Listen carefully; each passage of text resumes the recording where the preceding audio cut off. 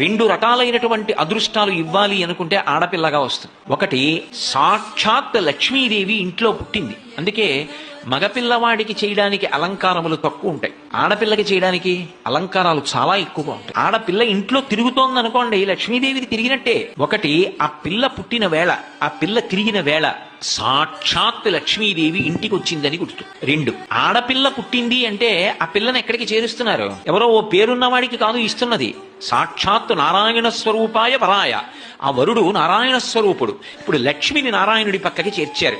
ఆ చేర్చిన కారణం చేత ఏమైంది? 10 తరాలు తర్వాత వచ్చేవి, 10 తరాలు నా ముందున్నవి, నేను ఒక తరం, 21 తరాలు ఉద్ధరింపబడ్డారు, ఉన్నత లోకాలకి వెళ్ళారు. ఏది మగపిల్లవాడి విషయంలో చూపించండి అలా ప్రమాణం. అలా చేయగలడా? సాధ్యం కాదు. అమ్మవారు అనుగ్రహిస్తే ఆ తల్లి వీళ్ళని నేను విశేషమైనటువంటి ఫలితము చేత సత్కరించాలనుకుంటున్నాను అనుకుంటే ఆడపిల్లగా వస్తుంది.